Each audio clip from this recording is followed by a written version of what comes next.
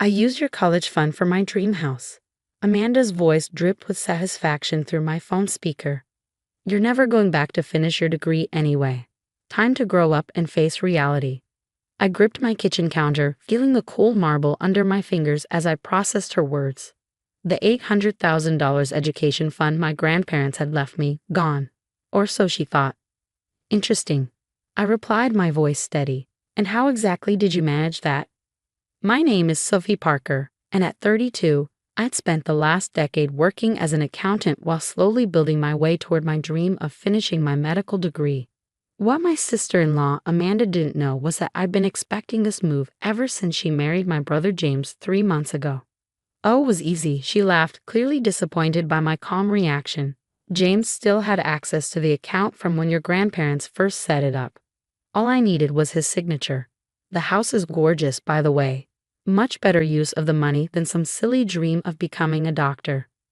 I could picture her smug expression, probably admiring her reflection in one of her oversized designer mirrors.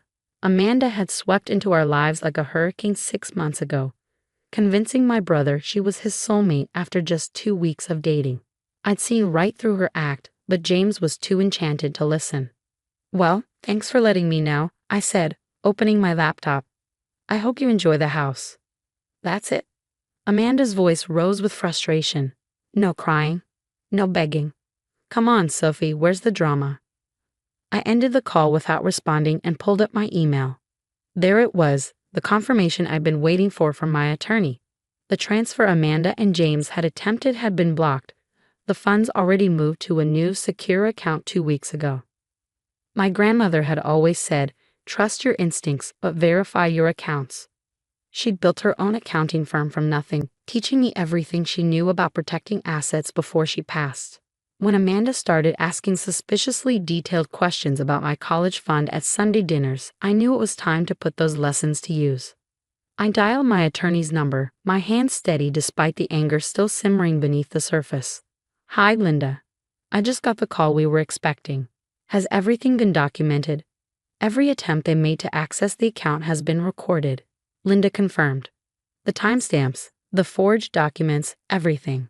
Your brother's signature appears to have been coerced. Do you want to proceed with pressing charges? I thought about James, my sweet but naive older brother. He'd always protected me growing up, standing up to bullies and helping me through our parents' messy divorce. Now he was married to someone who made those school-year bullies look like amateurs. Not yet. I replied, let's wait for them to realize the transfer failed. I want to see what Amanda does next. After hanging up, I walked to my home office and opened the bottom drawer of my filing cabinet. Inside was a thick folder labeled Grandma's Letters. I pulled out the most recent one, written just weeks before she passed away 2 years ago. My dearest Sophie, it read, I'm leaving you this money because I believed in your dream. Medicine isn't just a career for you, it's a calling. Don't let anyone tell you it's too late or too hard. And most importantly, don't let anyone take this opportunity from you. You're smarter than they think. Love, Grandma. I traced her signature with my finger, remembering how she taught me to analyze handwriting patterns when I was just 12.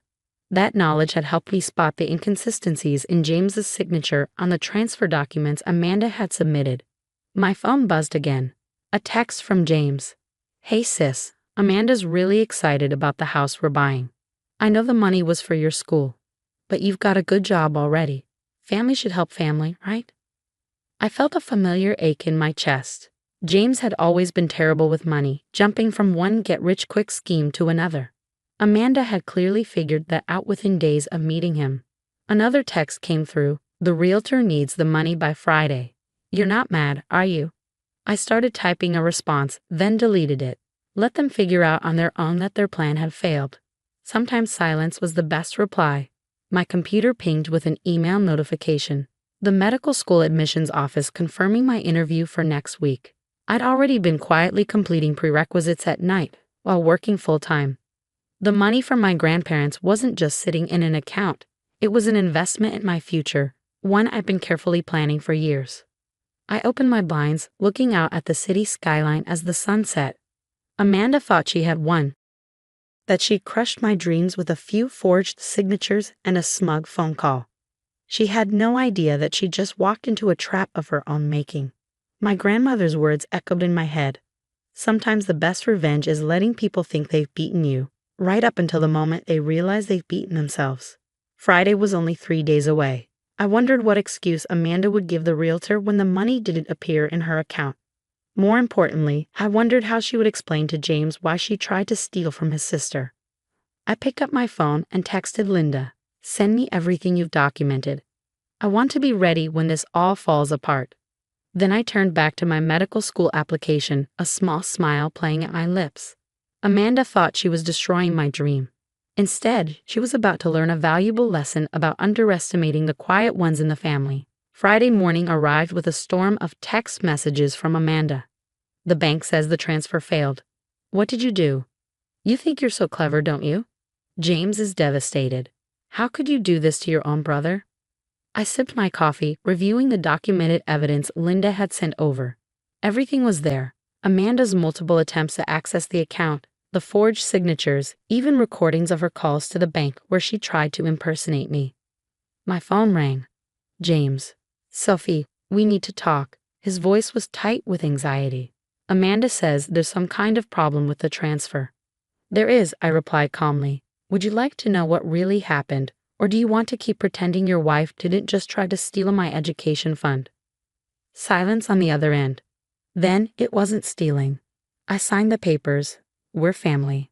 "Did you actually sign them, James? Or did Amanda forge your signature after showing you different documents?" More silence. I could almost hear the pieces clicking into place in his mind. "Come over," he said finally. "Please, I need to understand what's going on."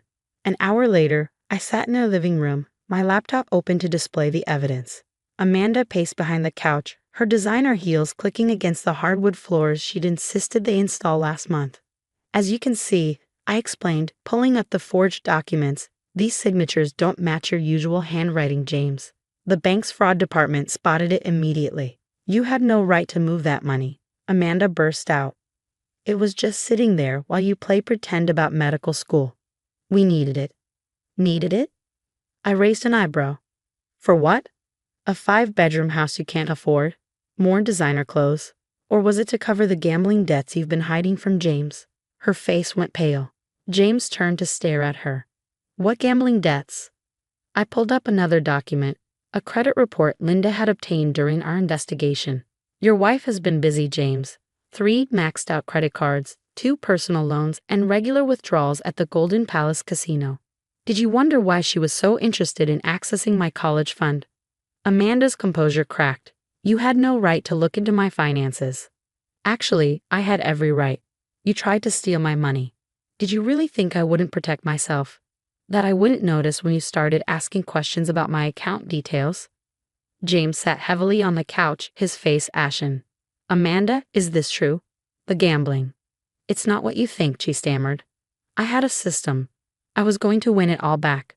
The house was going to fix everything. We could have remortgaged it when we needed to." I watched my brother's world crumble around him. Part of me wanted to comfort him, but he needed to see the truth for himself. "How much?" he asked quietly. "What? How much do you owe?" Amanda's silence was damning. "Over $200,000, I answered for her. And that's just what we've been able to trace." James put his head in his hands. I could see his shoulders shaking. "Get out," he whispered. "Baby, please," Amanda started. "Get out," James roared, standing up.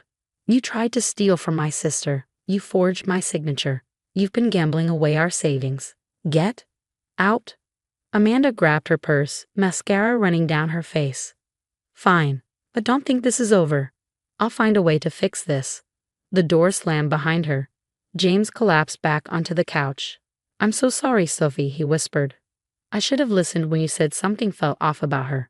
I wanted to believe someone could love me that much that quickly." I moved to sit beside him, pulling out an envelope from my bag. "Here," I said softly. "You'll need this." "What is it?" "Contact information for a good divorce lawyer," Linda recommended her, "and proof that Amanda has been planning this from the beginning." James looked through the papers, his face growing harder with each page. Text messages showing Amanda bragging to friends about marrying into a family with money. Bank statements showing transfers to offshore accounts. casino receipts dating back to before their wedding. She never loved me, did she? He asked, his voice small. No, I replied gently. But that's not a reflection on you. She's a con artist, James. She's done this before. His head snapped up. What? I pulled out the final document, a police report from 3 years ago.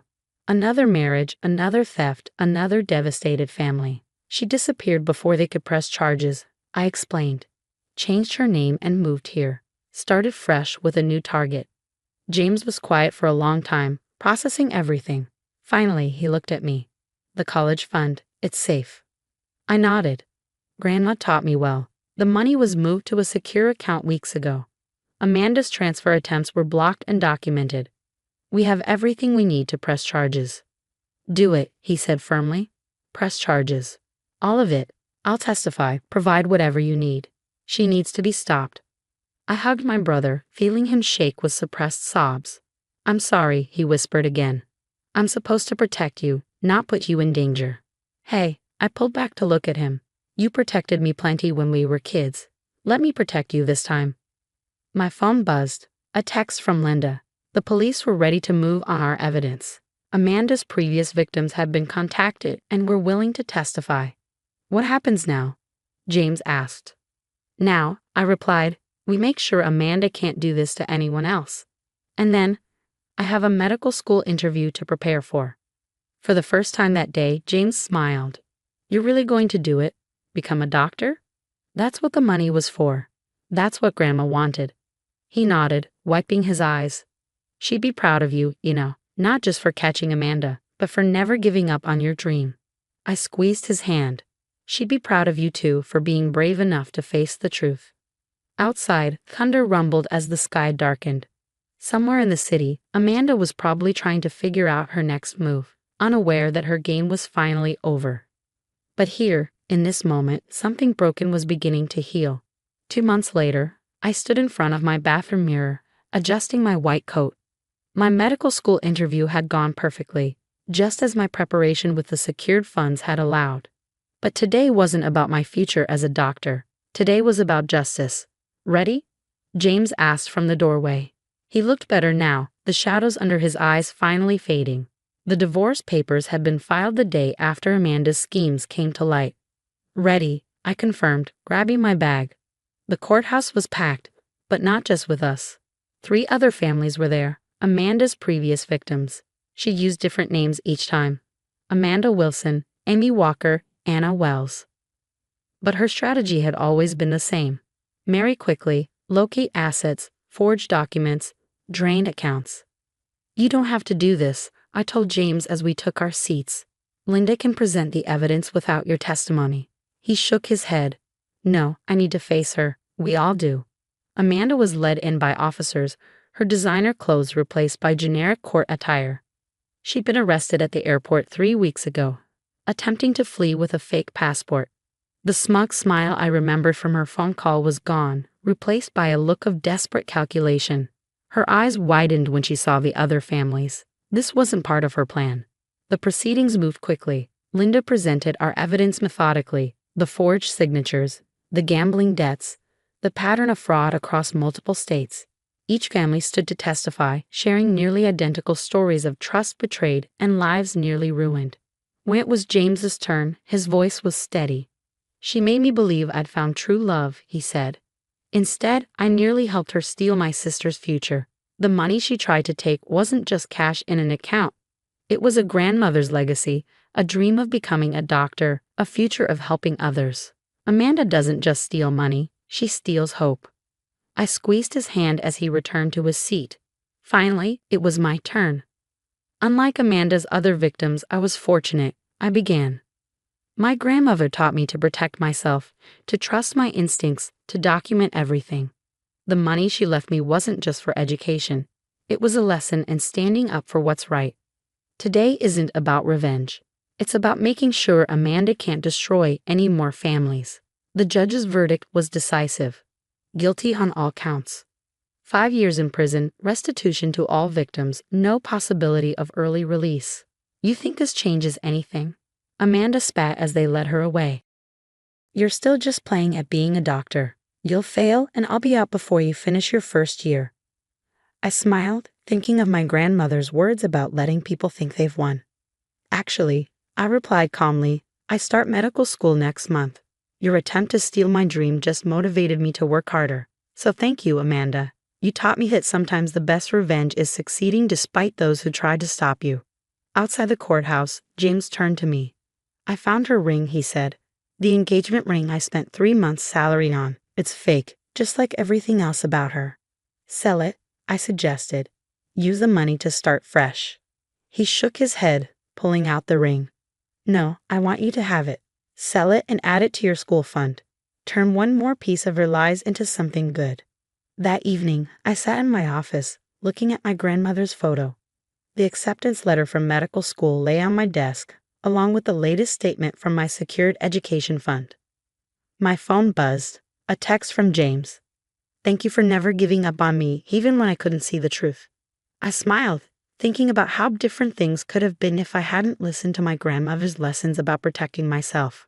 Amanda had thought she was taking advantage of a naive dreamer, too busy studying to notice her schemes. Instead, she'd encountered someone prepared, protected, and unwilling to let anyone steal her future. I picked up my white coat, running my fingers over the embroidered name. Sophie Parker, medical student. Sometimes the best victories aren't just about keeping what's yours. They're about showing others that it's never too late to stand up for yourself, to pursue your dreams, to trust your instincts. And as for Amanda, she'd have 5 years to think about the fact that the quiet one she'd underestimated was now on her way to becoming Dr. Parker, while she sat in a cell, her own dreams of easy money finally permanently out of reach.